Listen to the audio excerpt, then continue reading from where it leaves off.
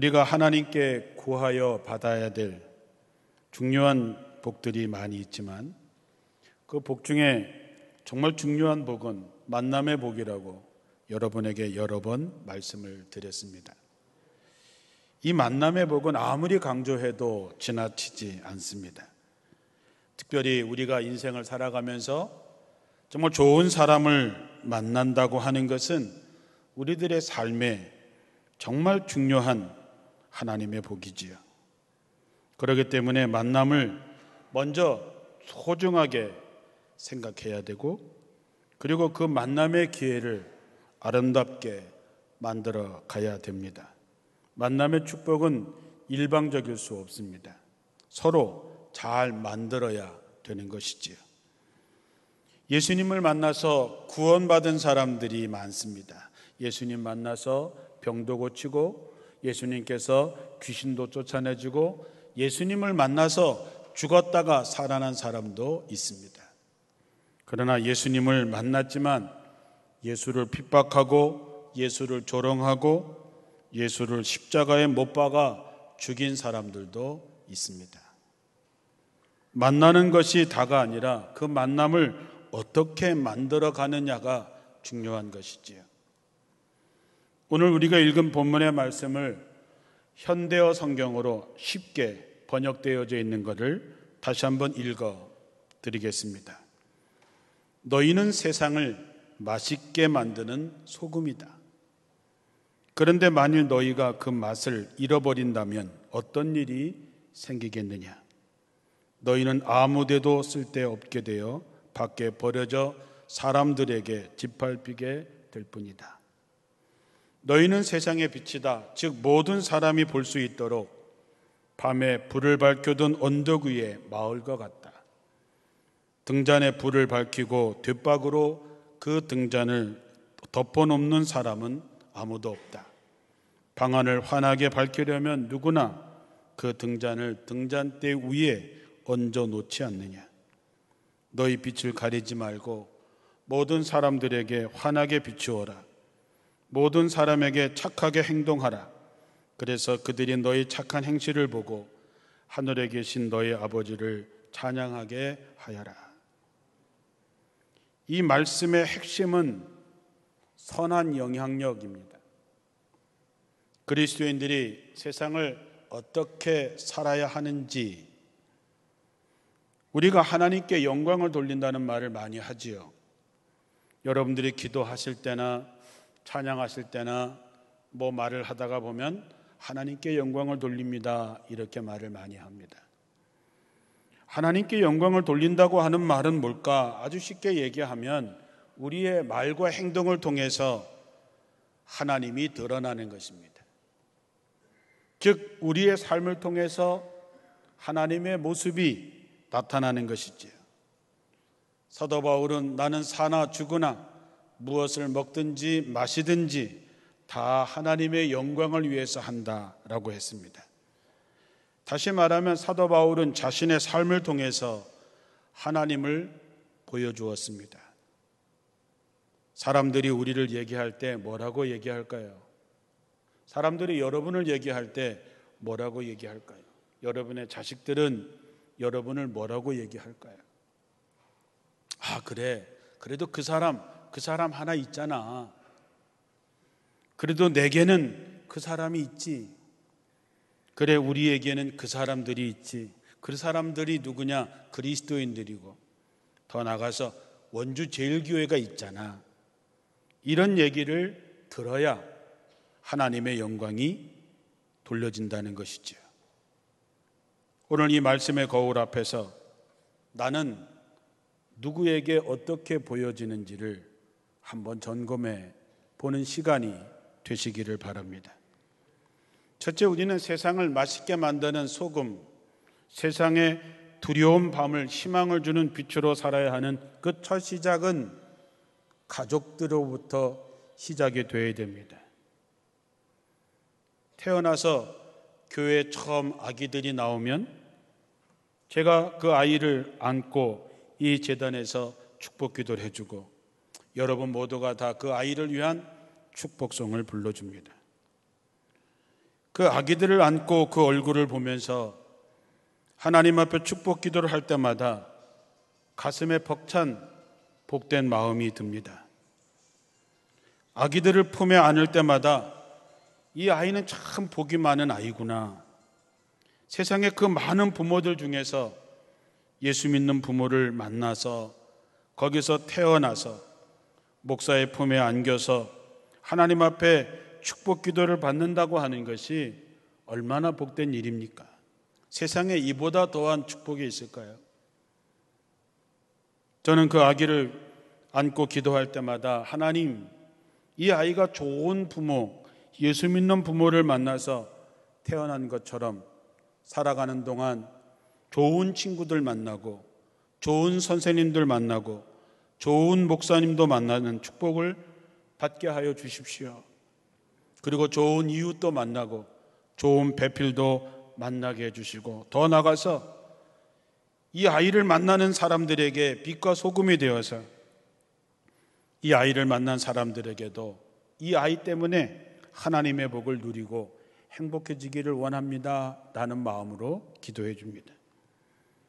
우리가 살아가면서 좋은 사람들을 만나는 것, 우리가 빛과 소금 같은 사람을 만난다고 하는 것은 너무나 귀한 복입니다.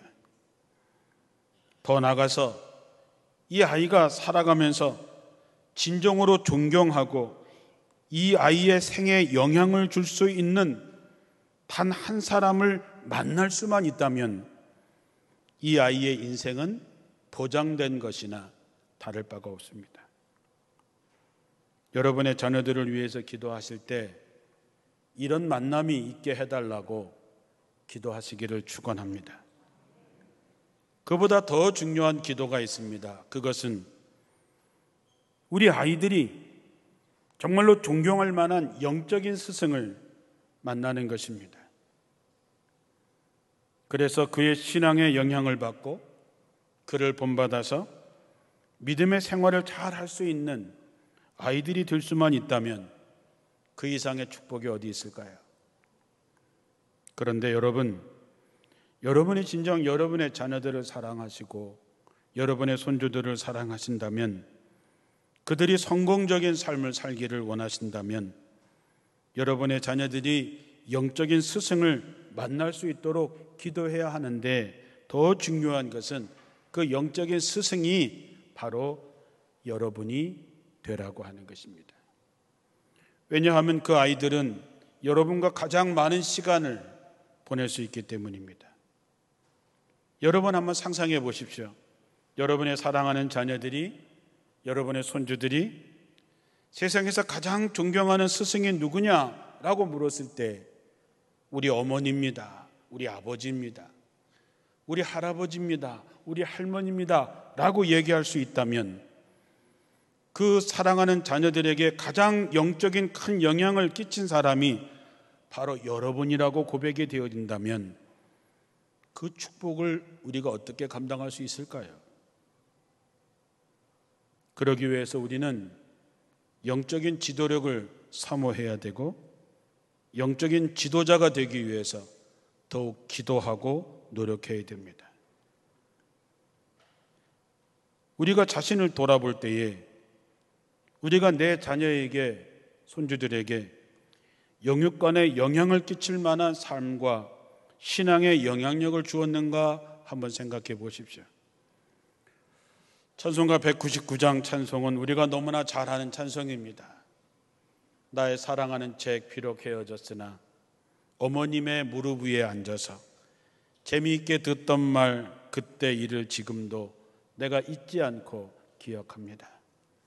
이 찬송을 작사한 윌리엄스라고 하는 분은 자기 생애에서 가장 큰 영적인 영향을 끼친 사람이 누구냐 했을 때 그는 어머니라고 얘기를 했습니다. 그 어머니가 대단히 많이 배우고 대단한 사람이 아닙니다. 그 어머니는 기도하시는 분이었고 어릴 때부터 자식들을 무릎에 앉혀놓고 성경 말씀을 가르쳐 주었던 어머니였습니다.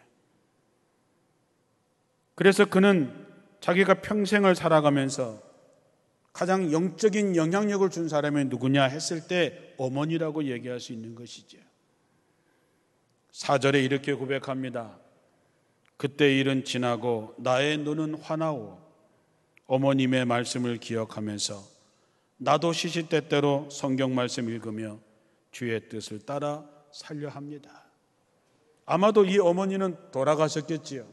그러니 그때 일은 지났고 어머니 앞에서 배웠던 그때 지나고 어머님 계시지 않지만 내 눈은 분명히 보입니다. 나도 어머니처럼 하나님의 말씀을 읽으면서 주의 뜻대로 살려 합니다.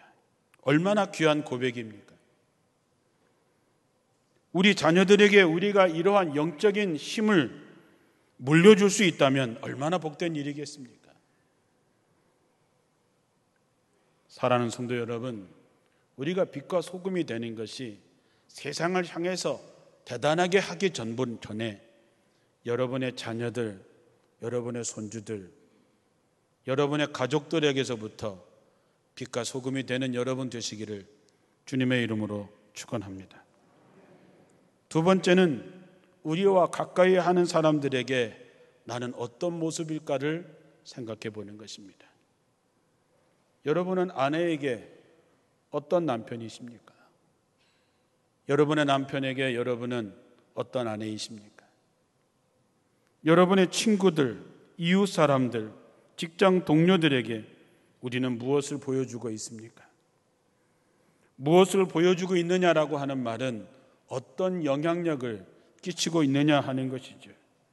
그들이 볼 때 겉은 번들어하지만 맛을 잃어버린 소금, 그을림만 가득한 꺼져버린 빛이 되어서 하나님의 영광은커녕 하나님을 욕되게 하고 있지 않은지 한번 돌아보자라고 하는 것입니다.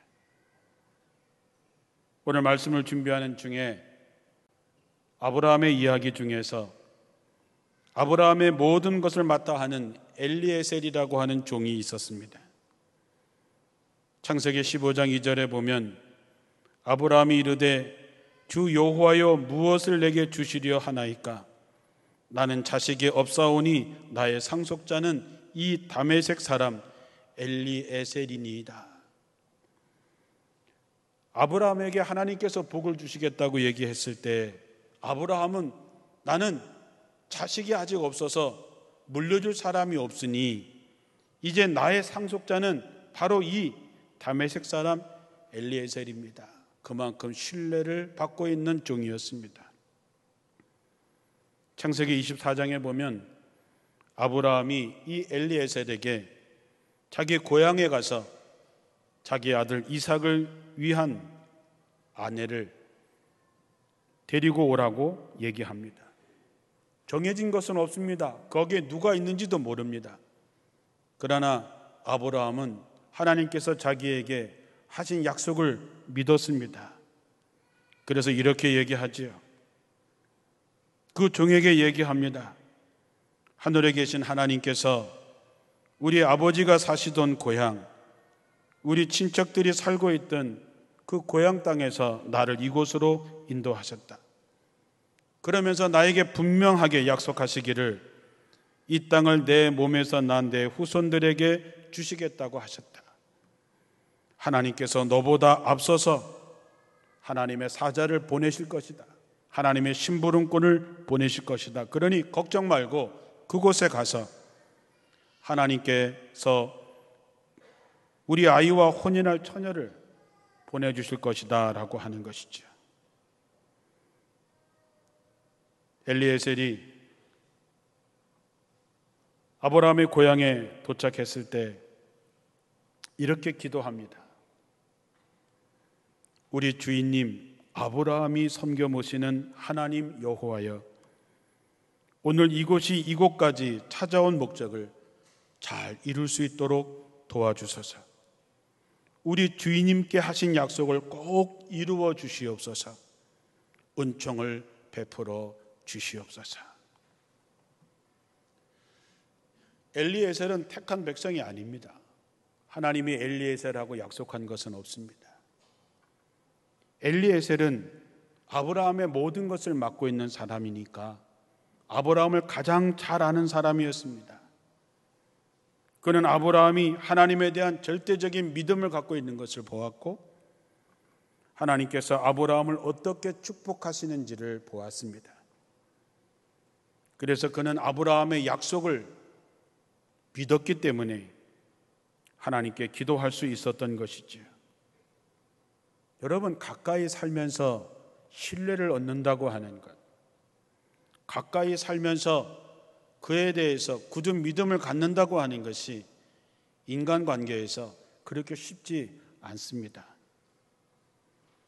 그런데 엘리에셀은 아브라함을 보면서 하나님을 신뢰했습니다. 자기 주인인 아브라함을 믿었기 때문이지요. 하나님이 중요한 일마다 아브라함을 도우시는 것을 또한 보았기 때문입니다. 그래서 우리 주인 아브라함이 섬기는 하나님 아버지, 이 일을 도와달라 기도했던 것이지요. 룻기에 보면 나오미가 베들레헴의 흉년이 들어서 모압 땅으로 갔다가 남편도 죽고 두 아들도 죽는 어려움을 당하게 됩니다. 그때 나오미는 두 며느리에게 고향으로 돌아가라 얘기하지요. 한 며느리는 돌아갔지만 룻은 이렇게 얘기합니다. 어머니가 가시는 곳에 나도 가고 어머니가 머무시는 곳에 나도 머물겠습니다. 어머니의 백성이 내 백성이 되고 어머니의 하나님이 나의 하나님이십니다. 이 고백도 대단한 고백이지요. 나오미가 이 며느리들에게 신뢰받고 있었다는 것이죠. 비록 지금 힘들고 어려운 상황이지만 나는 어머니와 함께 가겠습니다. 사랑하는 성도 여러분, 우린 우리와 가까이 있는 이들에게 이런 믿음의 모습을 보여주고 살고 있느냐 하는 것이죠. 어떤 며느리는 시어머니가 가는 천국에는 가고 싶지 않습니다. 이런 얘기를 들은 적도 있습니다. 그 어머니는 교회 권사님이고 며느리는 교회 집사님인데 어머니가 가는 천국에 가고 싶지 않다라고 하는 말은 참 슬픈 얘기죠. 룻은 모든 관계가 끊어졌습니다. 자기 고향으로 가는 게 맞지요. 그럼에도 불구하고 어머니의 백성이 내 백성이요, 어머니의 하나님이 저의 하나님입니다. 나는 어머니를 따라서 가겠다라고 하는 것, 그런 신뢰, 그런 믿음, 그런 삶의 모습을 과연 우리는 우리 가까이 있는 사람들에게 보여주고 있느냐 하는 것이죠. 여러분과 가까운 사람들이 여러분 때문에 하나님을 믿게 되고 여러분 때문에 하나님께 영광과 찬송을 드리고 있는지, 그렇지 않다면 우리는 그저 부끄러운 사람일 뿐입니다.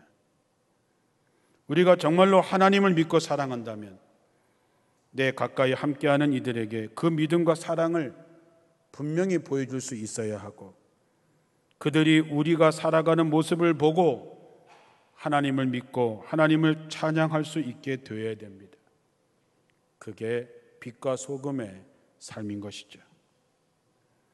마지막으로 우리 교회는 세상의 빛과 소금일까 하는 질문에 우리는 답을 할 수 있어야 됩니다. 우리는 뭐라고 얘기할 수 있을까요? 원주 제일교회가 이 세상의 빛과 소금일까요?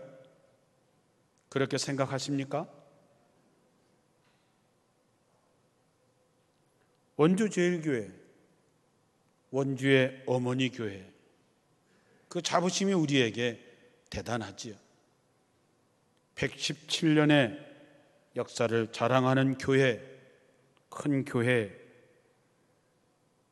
그러나 이것보다 더 중요한 것은 맛을 잃어버리지 않은 소금과 같은 교회, 이 어둠의 세상에 빛과 등대가 되는 교회인가라고 하는 질문을 우리는 매일매일 던져야 됩니다. 특별히 교회를 다니지 않는 사람들에게 우리 교회는 과연 무엇일까라고 하는 질문을 던져야 됩니다. 우리 교회가 이곳에 있으므로 세상을 썩지 않게 하고 맛있는 세상을 만들어가고 있는지, 어두운 그늘 속에 있는 사람들에게 빛이 되어주고 살아갈 희망을 주고 방향을 제시해 줄 수 있는 교회인가 하는 것이죠. 그렇지 못하면 우리는 어머니 교회라고 하는 얘기도 117년의 역사도 큰 교회라고 하는 자부심도 아무 의미가 없어지는 것입니다. 그저 우리들끼리 하는 이야기, 세상에 무슨 의미가 있을까요? 우리가 깨어있지 못하고 가족들에게, 가까이 있는 주변 사람들에게, 또 이 세상에게 빛과 소금이 되지 못하면 우리도 쓸데없어 바깥에 버림을 받게 되고 사람들에게 짓밟힐 수밖에 없는 것이지요. 마태복음 18장 6절에 보면 누구든지 나를 믿는 이 작은 자 하나 중에 실족하게 하면 차라리 연자 맷돌이 그 목에 달려서 깊은 바다에 빠뜨려지는 것이 나으니라. 실족하게 하는 일들이 있음으로 말미암아 세상에 화가 있도다. 실족하게 하는 일이 없을 수는 없으나 실족하게 하는 그 사람에게는 화가 있도다 그랬습니다. 사랑하는 성도 여러분, 그때와 그 시는 우린 알지는 못하지만 우린 언제나 하나님 앞에 서 있는 것입니다. 갈라디아서 6장 7절에 잘못 생각하지 마십시오. 하나님은 무시당할 분이 아닙니다. 사람은 무엇을 심든지 자기가 심은 대로 거둔다는 것을 명심하십시오 라고 말합니다. 나는 과연 내 가족들에게, 내 아이들에게, 내 손주들에게, 내 이웃에게, 내 친구에게, 우리가 서로 성도들 사이에서, 우린 이 사회에서 과연 어떤 모습을 보여주고 있을까? 사도 바울은 고린도전서 11장 1절에 내가 그리스도를 본받은 자 된 것 같이 너희는 나를 본받으라 했습니다. 우리가 우리들의 자녀들에게, 손주들에게, 내 이웃에게 그리스도의 모습을 보여줘야 하고 세상의 빛과 소금이 되어서 세상을 좀 더 살아갈 만한 세상으로 만들고 사람들에게 희망을 줄 수 있는 여러분이 되셔야 됩니다. 그래야 우리는 하나님이 주시는 은혜 속에 살아갈 수 있고 하나님 앞에 설 때에 칭찬받는 사람들이 될 수 있는 것이죠. 오늘 읽은 본문의 말씀을 다시 한번 현대 성경으로 읽어드립니다. 너희는 세상을 맛있게 만드는 소금이다. 그런데 만일 너희가 그 맛을 잃어버린다면 어떤 일이 생기겠느냐?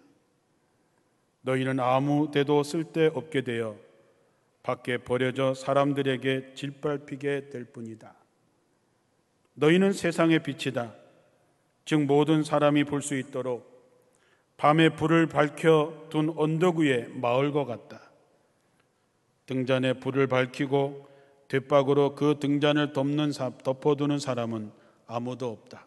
방 안에 환하게 밝히려면 누구나 그 등잔을 등잔대 위에 얹어놓지 않겠느냐. 너희 빛을 가리지 말고 모든 사람들에게 환하게 비추어라. 모든 사람에게 착하게 행동하라. 그래서 그들이 너희 착한 행실을 보고 하늘에 계신 너희 아버지를 찬양하게 하라. 여러분 모두가 다 아브라함처럼, 바울처럼 선한 영향력을 끼치고 모든 이들의 축복이 되는 이들이 되시기를 주님의 이름으로 축원합니다.